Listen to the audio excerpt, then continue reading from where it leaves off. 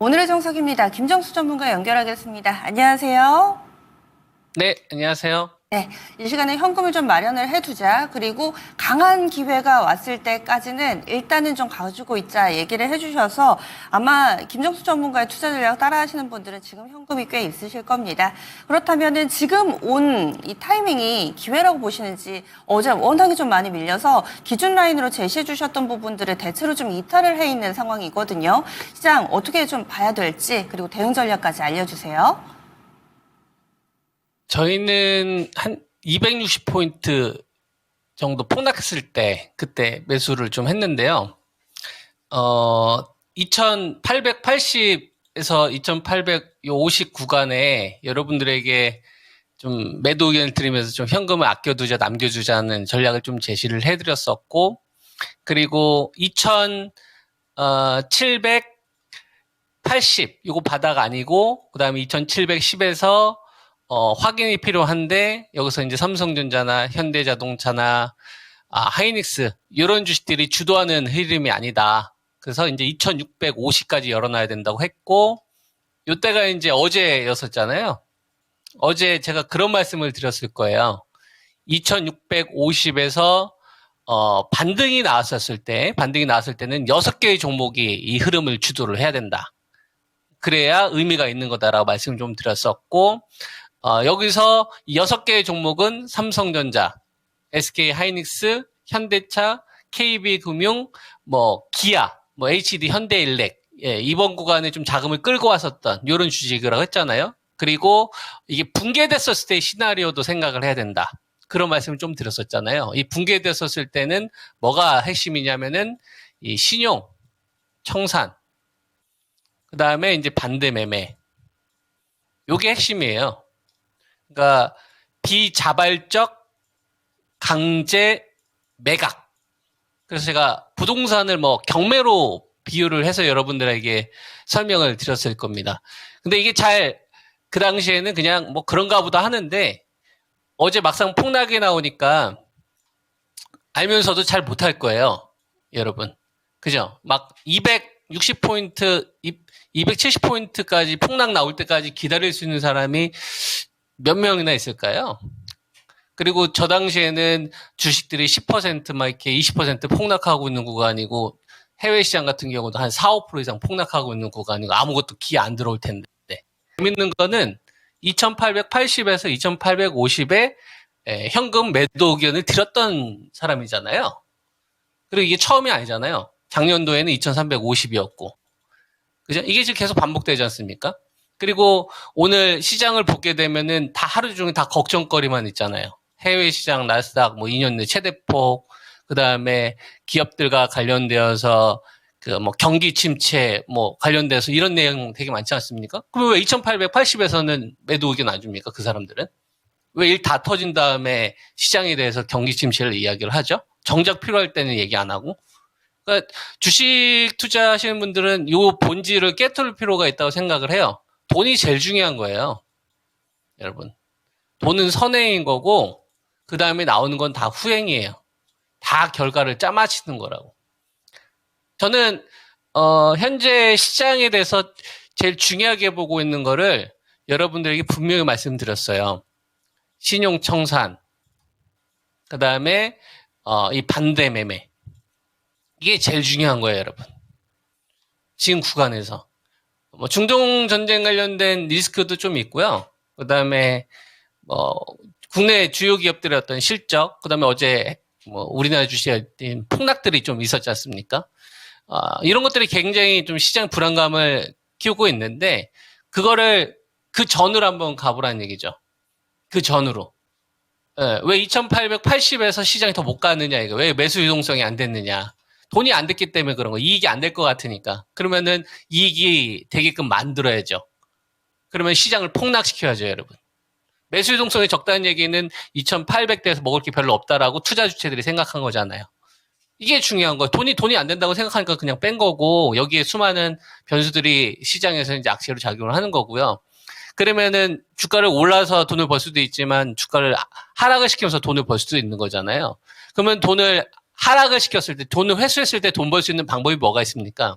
말도 안 되게 헐값에 처분을 시켜버리게 상황을 만들어야 돈이 되는 거죠. 예. 그렇지 않겠습니까? 그러니까 10,000원짜리 물건을 10,000원, 2,000원에 해가지고 2,000원을 벌 수도 있지만 일부러 8,000원, 6,000원을 일부러 주가를 다운시켜버리는 거예요. 그리고 나서 한 6,000원짜리가 한 9,000원 되더라도 3,000원 버는 거잖아요. 그래서 자금 회수가 되는 구간, 돈이 축소가 되는 구간에서는 멀쩡한 기업들 일부러 주가를 빼야 되는 겁니다. 왜? 자본주의는 그렇게 움직여요, 여러분. 네, 자산가든 그렇게 돈을 번다니까요. 10억짜리 아파트 10억이 안 사요. 5억 반토막 날 때까지 기다리고, 그걸 무리해서 투자했던 사람들이 그 돈을 못 내서 경매로 넘어갈 때까지 기다린다고. 그리고 아무것도 안 사요. 제일 중심지에 있는 거 사지. 그리고 나서 임대해 놓고서 기다린다고. 주식도 이렇게 해야 되는 겁니다, 여러분. 워렌 버핏이 이렇게 투자하지 않나요? 그래서 지금 현재 시장에 대해서 여러 가지 변수들이 있는데, 알 수 없는 건 다 버려야죠, 여러분. 왜 알 수 없는 거에 집착을 합니까? 볼 수 있는 거, 팩트만 보는 거예요. 그래서 이 팩트에 대해서 제가 좀 생각하는 것들을 좀 말씀을 좀 드리도록 하겠습니다. 자, 첫 번째가 갭으로 깼어요. 어떤 자리를 깼냐면, 지난번에 나왔던 2640짜리. 요 자리가 되겠죠? 5월 30일 날. 그 다음에 요 자리. 4월 19일. 그죠? 요게 한 2550짜리잖아요. 요거를 한 방으로 깼어요. 갭으로. 되게 중요했던 터닝포인트 지지 자리였는데 이 자리를 갭으로 깼어요. 나타난 사실이죠?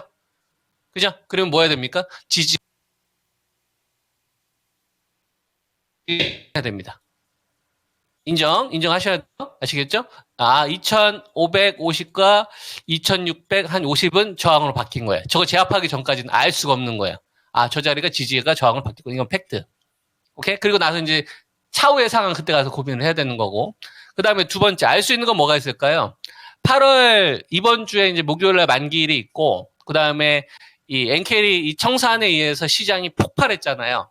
중동 관련된 이런 부분들도 있고. 근데 다행히 이제 환율이나 외환시장 같은 경우보다는 주시장 자체가 큰 변동성이 나온 거 아닙니까? 이 변동성이 나온 원인이 뭐냐 이거예요. CFD 반대매매 나왔죠. 그리고 뭐 여러분들 시간 되시면 반대매매 봐봐요. 최근에 반대매매 급증하고 있지. 위탁, 요 미수금 같은 경우도 반대매매와 다르게 위탁 같은 경우도 지금 한 3일 이내에 청산돼야 되는 거거든요. 그것도 지금 한꺼번에 쏟아졌어요. 그러면 이거는 비자발적인 강제 매각이 맞는 거지. 적정 가치보다 일부러 강제 매각에 의한 하락들이 초과 조정이 나와버린 거예요. 이게 어제 거의 3시까지는 시도 하나도 없었어요. 거의 한 3시 10분? 요때부터 좀 신호가 나오더라고요. 6개 종목 보면 돼요. 삼성전자, 하이닉스, 현대자동차, KB금융, HD, 현대일렉, 기아 이런 주식들이 꼬리가 먼저 달려야 됩니다. 자금을 끌고 왔던 애들이 얘네들이기 때문에. 그죠? 그러니까 여기에는 강제 매각이 형성되어 있으니까 비정상적 매물들이 포함되어 있다. 자, 그럼 봐봐요. 요번 시장에는 반대매매 물량이 더 추가적으로 나올지, 신용 물량이 엄청 더 많이 나올지는 우리가 알 수가 없어요. 그죠? 근데 이거는 어느 순간 마무리가 될 거라는 건 알 수가 있죠. 그랬을 때 여러분들이 주목해야 될 건 뭐냐면 반등이 나올 때 절대로 소외받으면 안 되는 거예요. 그러니까 시장이 급락하는 건 그렇다고 쳐. 시장이 급락한 건 다 같이 폭락을 했으니까. 근데 지금 주식 투자하시는 분들 뭘 생각해야 되냐면 내가 가지고 있는 포트가 10%가 빠지든 20%가 빠지든 30%가 빠지든 주도주가 있든 없든 그건 개인 사정이고 시장은 그 전혀 알아봐 주지 않고 여러분들이 가지고 있는 포트는 현금을 가지고 있는 분도 마찬가지 엉뚱한 거 하지 말고 시장 반등이 나왔을 때 무조건 소외받으면 안 되는 거예요. 그럼 패자가 되는 거거든. 빠질 때는 다 같이 빠지는데 올라갈 때 소외받는다? 그러면 여러분 그거 감당할 수 있어요? 그러니까 두 번째 포인트는 뭐냐면 시장에 반등이 나올 때 지수 반등과 연계될 수 있는 주식만 해야 되는 거예요. 첫 번째는 그렇게 해야 됩니다. 뭐 때로는 중소형주들이 막 20% 이렇게 폭등 나올 수도 있겠죠. 근데 그런 거 다 내려놓으시라고. 첫 번째는 뭐가 중요한 거냐면 반대 매매나 신용 청산되는 물량 보면서 시장이 급반등이 나오는 시점에 무조건 여러분들이 지수 반등과 동참되는 주식으로만 매매를 해야 돼요. 저는 그 주식들이 하이닉스나 현대차로 생각합니다. 이거 저는 폭락 진짜 많이 기다렸거든요. 네, 무슨 말인지 이해되죠? 이게 두 번째 포인트인 거예요. 그리고 나머지는 상황을 봐야 돼요. 2550하고 그 다음에 2650 왔었을 때 상황을 봐야 되는 거고 여기서 저점이 2400이 될지 이런 생각 자체를 하지 않습니다. 이런 생각 자체를 하지 말고 그냥 뭘 보는 거냐면 이 6개의 종목이 반등을 주도하지 않으면 반등을 주저하지 않으면은 그냥 안타하는 마음으로 가야 되겠구나. 현금을 일정 부분 가져가야 되겠구나. 그리고 내가 가지고 있는 기업은 이거저거 하면 내가 무조건 지수 반등에 동참될 수 있는 주식 위주로만 해야 되겠구나. 그래서 반등이 나오게 되면 하이닉스, 첫 번째 반등 마찬가지입니다. 하이닉스, 삼성전자, 현대차, 기아, KB금융, HD, 현대일렉 이런 주식들 위주로 같이 반등이 나와야 되는 거예요. 이 6개 종목이 되게 중요한 거고 얘네들이 만약에 반등을 주저하지 않는다라고 한다면은 시장은 더 보수적으로 보시고요. 그 다음에 금리 같은 경우가 박살났지 않습니까? 4%까지 지금 떨어져서 한 3.8%, 3.7%까지 10년물을 가는데 이렇게 되게 되면 바이오 업체들한테는 굉장히 우호적으로 갈 수가 있죠.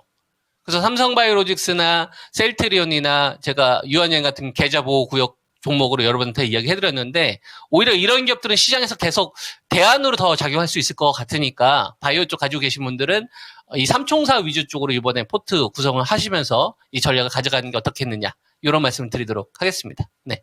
지수 얼마나 더 빠질까요? 어디서 지지될까요? 이렇게 질문을 드릴 필요가 없을 것 같습니다. 지수 볼 것이 아니라 주요 6개 종목군들 아랫골이 다는지 여기에서의 시그널이 중요하다 얘기를 해주시는데요.